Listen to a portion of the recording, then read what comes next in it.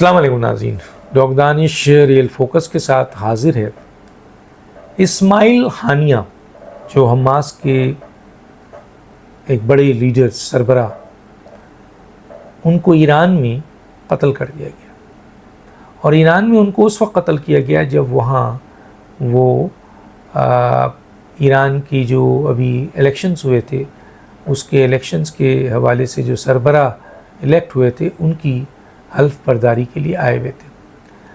اچھا، آپ کو پتہ ہے کہ حماس کے سربراہ ہیں، زیادہ تر قطر میں ان کی رہائش ہے۔ تھوڑی سی اطلاع ہے جو میں آپ سے شیئر کر لیتا ہوں۔ اسماعیل عبدالسلام احمد ہانیہ ان کا نام ہے،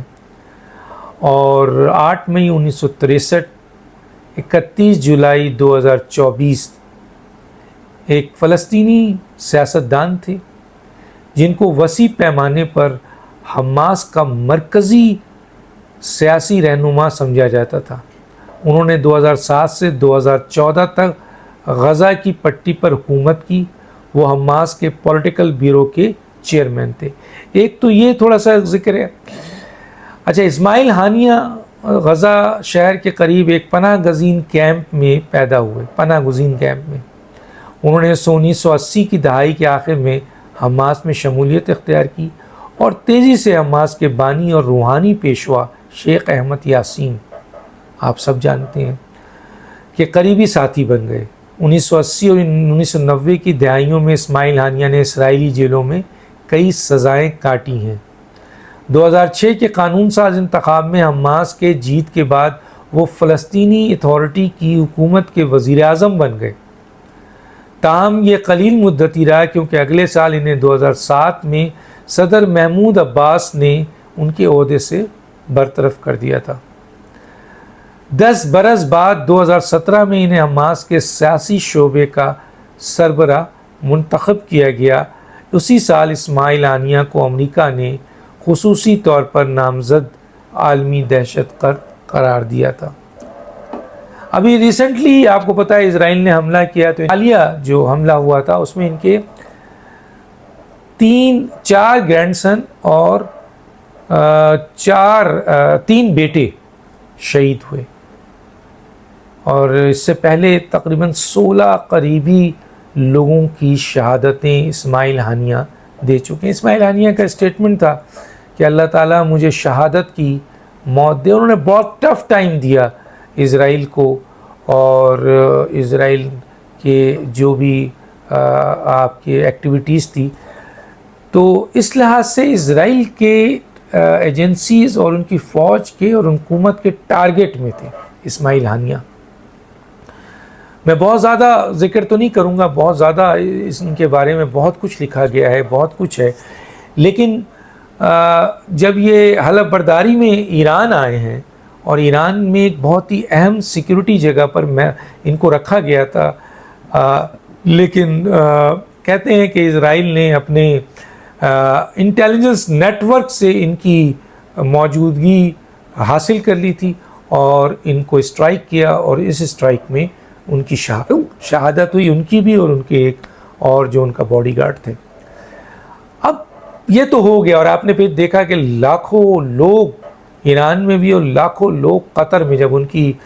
باڈی وہاں پہنچتی ہے تو وہ لاکھوں لوگ ان کی نماز جنازہ میں موجود تھے، کئی سربراہان بھی گئے۔ اب یہاں پر ایک سوال ہے، ان کی بیٹی کا اسٹیٹمنٹ تھا کہ جی جس نے بھی یہ کیا ہے اس کو بھگتنا پڑے گا۔ اچھا، اب اسرائیل جو ہے اس نے کئی حماس کے لوگوں کو نشانہ بنایا ہے، اور ظاہر ہے اس کو پوری کی پوری سپورٹ حاصل ہے سپر پاور کی، امریکہ کی، اور آج بھی جب یہ واقعہ ہوا ہے اور اسرائیل کے اوپر فوکس ہوا ہے، اور اب یہ کہا جا رہا ہے کہ اسرائیل سے اس کا بدلہ لیا جائے گا، تو وہاں امریکہ آ گیا ہے اس کی سپورٹ کے لیے، اور ہر قسم کی اخلاقی، قانونی، فوجی مدد کرنے کے لیے اب تیار ہو گیا ہے۔ لیکن پاکستان سمیت مسلمان، چاہے ٹرکی ہوں، ایران ہو، آپ کے UAE ہو، عرب ہو، دوسرے ممالک ہوں، ما سوائے یمنی حوثی کے، حماس کے، فلسطینی دوسرے لوگ جو ہیں، وہ تو اٹل اپنا کام کر رہے ہیں۔ باقی اتنی بڑی بڑی ریاستیں ہیں مسلمانوں کی 57 OIC کے ممالک ہیں، لیکن کسی میں اتنی جرت نہیں ہے کہ وہ للکار سکے اسرائیل کو اور جہاد کا اعلان کر دے، کسی میں جرت نہیں ہے ابھی تک۔ اب آپ نے کئی قسم کے پروپیگنڈاز بھی چھوڑا ہوگا، لیکن حقیقت یہ ہے کہ ایران کے اندر گھس کر حماس کے لیڈر کو، جو وانٹڈ تھا، بہت زیادہ وانٹڈ تھا، امریکہ کے لیے بھی، اسرائیل کے لیے بھی، ان کی فوج حکومت کے لیے بھی، اور وہ ایک لحاظ سے وانٹڈ تھا اور دوسرے لحاظ سے مسلم امہ کا ایک بہترین لیڈر مانا جاتا تھا، تو اس کو گھس کر مارا ہے ایران کے اندر۔ تو ایران کا تو بہت بڑا سیکیورٹی فیلئر سامنے آیا، بہت بڑا سیکیورٹی فیلئر سامنے آیا۔ اس کے اوپر کئی سوالات لوگوں نے ایران کی سیکیورٹی، آپ کے انٹیلیجنس اور فوج پہ اور سیکیورٹی پہ اٹھا دیا ہے۔ اب لوگوں کا یہ خیال ہے کہ کیا اسماعیل ہانیہ کی موت بھی باقی حماس کے لوگ جو شہید ہوئے ہیں ان کی طرح 10 دن بعد 20 دن بعد قصہ پارینہ ہو جائے گی، یا ایران اور دوسرے اسلامی ممالک اس کا اسرائیل سے بھرپور بدلہ لیں گے؟ جیسے کہ سننے میں آ رہا ہے، میں نے وہ بھی نہیں پڑھا ہے، لیکن ایران کے جو روح رواں ہیں، جو آیت مثلا جو ان کے سربراہ ہوتے ہیں، ان کی طرف سے بیان سنا ہے کہ آیا ہے کہ وہ اسرائیل سے اس کا بدلہ لیں گے کہ ایران کے اندر انہوں نے حماس کے اہم ترین اس لیڈر کو مارا جو مسلم امہ کا لیڈر تھا، اور اس وقت وہ ایران کے جوریڈکشن میں تھا اور اس کی حفاظت میں تھا، چنانچہ ایران اس کا بدلہ لے گا۔ اگر ایران نے اسرائیل سے حالانکہ کئی اور لوگوں کو بھی شہید کیا گیا، ان کے ان کے پاسداران کا جو آپ کا سربراہ ہوتا ہے ان کو بھی شہید کیا گیا، تو اسرائیل نے کئی شہادتیں ایران کو بھی دی ہیں، حماس کو بھی دی ہیں، لبنان، فلسطین، سب کو دی ہیں، لیکن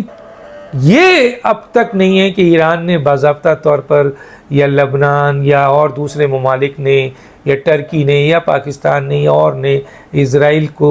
واضح شگاف اعلان کر دیا ہو کہ ہم آپ کے خلاف جہاد کر چکے ہیں اور ہم آپ کو نہیں چھوڑیں گے۔ یہ چیز نہ نظر آئی ماضی میں۔ دھمکیاں تو دی جاتی ہیں، اسٹیٹمنٹ تو دیے جاتے ہیں، یہ اسٹیٹمنٹ رہے گا ایران کہ ایران کے اندر اسماعیل ہانیہ کی قتل یا شہادت کے بعد، یا ایران واقعی ایک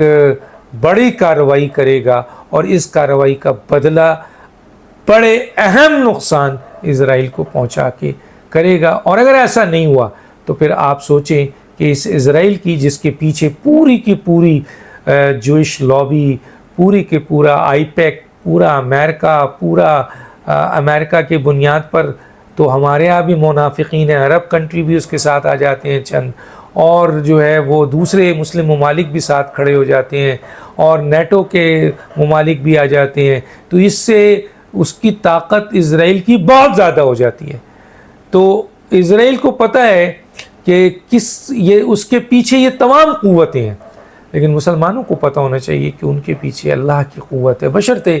کہ ان کی نیت صاف ہو اور وہ مجاہد بنے۔ جہاد کا تو اللہ نے حکم دیا ہے، اور ایسے موقع پہ ہر اسلامی ملک کو جہاد کا اعلان کر دینا چاہیے، اور سب سے پہلے ایران کو، اور ایک بھرپور جواب دینا چاہیے۔ اگر امریکہ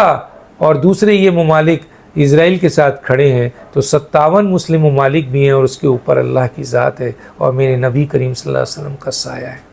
ڈاکٹر دانش کو یاد دیجیے۔ اللہ حافظ۔